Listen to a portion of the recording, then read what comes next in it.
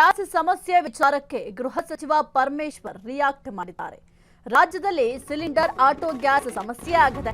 ಈ ಒಂದು ಗ್ಯಾಸ್ ಸಮಸ್ಯೆ ವಿಚಾರಕ್ಕೆ ಸಂಬಂಧಪಟ್ಟಂತೆ ಪರಮೇಶ್ವರ್ ಅವರು ರಿಯಾಕ್ಟ್ ಮಾಡಿದ್ದಾರೆ. ಗೃಹ ಸಚಿವರು ರಾಜ್ಯದಲ್ಲಿ ಸಿಲಿಂಡರ್ ಆಟೋ ಗ್ಯಾಸ್ ಸಮಸ್ಯೆ ಆಗಿದೆ.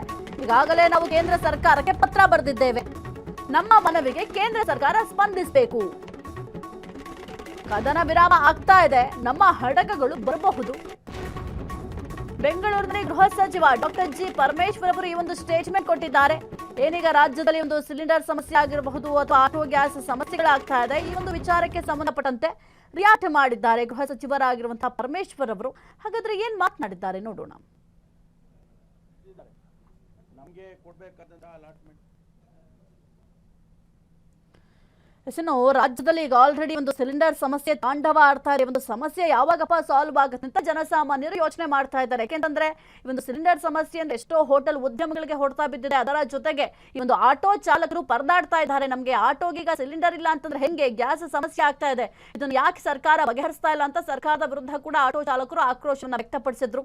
ಅದರ ನಡುವೆ ಒಂದು ಕಮರ್ಷಿಯಲ್ ಗ್ಯಾಸ್ ಬೆಲೆ ಕೂಡ ಏರಿಕೆ ಮಾಡಿದ್ರು. ಅದರ ಜೊತೆಗೆ LPG ಗ್ಯಾಸ್ ಏನಿದೆ ಅದರ ರೇಟ್ ಕೂಡ ಜಾಸ್ತಿ ಮಾಡಿದ್ರು. ಹಾಗಾಗಿ ಬಹಳ ಕಷ್ಟ ಆಗ್ತಾ ಇದೆ ಜೀವನ ನಡೆಸೋದೆ ಅಂತ ಆಟೋ ಚಾಲಕರು ಭಾರಿ ಆಕ್ರೋಶವನ್ನು ಕೂಡ ವ್ಯಕ್ತಪಡಿಸಿದ್ರು. ಈ ಒಂದು ವಿಚಾರಕ್ಕೆ ಸಂಬಂಧಪಟ್ಟಂತೆ ಈಗ ಗೃಹ ಸಚಿವರಾಗಿರುವಂತಹ ಪರಮೇಶ್ವರ್ ಅವರು ಕೂಡ ರಿಯಾಕ್ಟ್ ಮಾಡಿದ್ದಾರೆ. ಕೇಂದ್ರ ಸರ್ಕಾರಕ್ಕೆ ಪತ್ರ ಬರೆದಿದ್ದೀವಿ, ಇನ್ನು ಕೇಂದ್ರ ಸರ್ಕಾರ ರೆಸ್ಪಾನ್ಸ್ ಮಾಡಬೇಕು, ಆ ಒಂದು ರೆಸ್ಪಾನ್ಸ್ಗಾಗಿ ವೇಟ್ ಮಾಡ್ತಾ ಇದ್ದೀವಿ ಅಂತ ಪತ್ರ ಬರೆದಿದ್ದಾರೆ.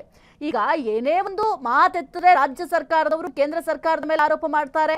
ಇನ್ನು ಕೇಂದ್ರ ಸರ್ಕಾರದವರು ನಾವು ಕೊಟ್ಟಿದ್ದೀವಿ, ರಾಜ್ಯ ಸರ್ಕಾರದವರು ಕೊಟ್ಟಿಲ್ಲ ಅಂತ ಅವರು ಒಂದು ಸಮಜಾಯಿಷಿಯನ್ನ ಕೊಡ್ತಾರೆ. ಕೇವಲ ಇದೇ ಆಗ್ತಾ ಇದೆ. ಪ್ರತಿಯೊಂದು ಸರ್ಕಾರವೂ ಕೂಡ ಜಾರ್ಕೊಳ್ಳೋ ಕೆಲಸ ಮಾಡ್ತಾ ಇದ್ದಾರೆ. ಆದ್ರೆ ಜನರ ಸಮಸ್ಯೆಯನ್ನ ಬಗೆಹರಿಸೋ ಕೆಲಸ ಯಾರು ಕೂಡ ಮಾಡ್ತಾ ಇಲ್ಲ.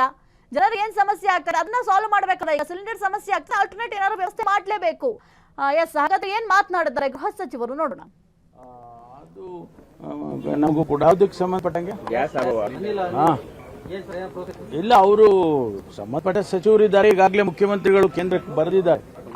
ನಮಗೆ ಕೊಡಬೇಕಾದಂತಹ ಅಲಾಟ್ಮೆಂಟ್ ಅನ್ನ ಕೊಡಿ ಅಂತ ಹೇಳಿ ಈಗಾಗಲೇ ಬರ್ಕೊಂಡಿದ್ದಾರೆ. ಅದಕ್ಕೆ ಸ್ಪಂದಿಸಬೇಕು. ಈಗೇನೋ ಸೀಸ್ ಫೈರ್ ಆಗ್ತಾ ಇದೆ ಅಂತ ಹೇಳಿ ಎಲ್ಲ ಸುದ್ದಿಗಳು ಬರ್ತಾ ಇದೆ. ಈ ಸಂದರ್ಭದಲ್ಲಿ ಹೆಚ್ಚು ಹಡಗುಗಳು ಪಾಸ್ ಆದರೆ ಅದು ನಮಗೂ ಕೂಡ ನಮ್ಮ ಹಡಗುಗಳು ಕೂಡ ಬರುತ್ತೆ. ಬಂದ ಮೇಲೆ ಈ ಒಂದು ಸಮಸ್ಯೆ ಬಗೆಹರಿಯುತ್ತೆ ಅಂತ ಹೇಳಿ ಅಂದ್ಕೊಂಡಿದ್ದೇನೆ. ಯಾವುದಕ್ಕೆ ಸಂಬಂಧಪಟ್ಟಂಗೆ ಇಲ್ಲ, ಅವರು ಸಂಬಂಧಪಟ್ಟ ಸಚಿವರಿದ್ದಾರೆ. ಈಗಾಗಲೇ ಮುಖ್ಯಮಂತ್ರಿಗಳು ಕೇಂದ್ರಕ್ಕೆ ಬರೆದಿದ್ದಾರೆ. ನಮಗೆ ಕೊಡಬೇಕಾದಂತಹ ಅಲಾಟ್ಮೆಂಟ್ ಅನ್ನ ಕೊಡಿ ಅಂತ ಹೇಳಿ ಈಗಾಗಲೇ ಬರ್ಕೊಂಡಿದ್ದಾರೆ. ಅದಕ್ಕೆ ಸ್ಪಂದಿಸಬೇಕು. ಈಗೇನೋ ಸೀಸ್ ಫೈರ್ ಆಗ್ತಾ ಇದೆ ಅಂತ ಹೇಳಿ ಎಲ್ಲ ಸುದ್ದಿಗಳು ಬರ್ತಾ ಇದೆ.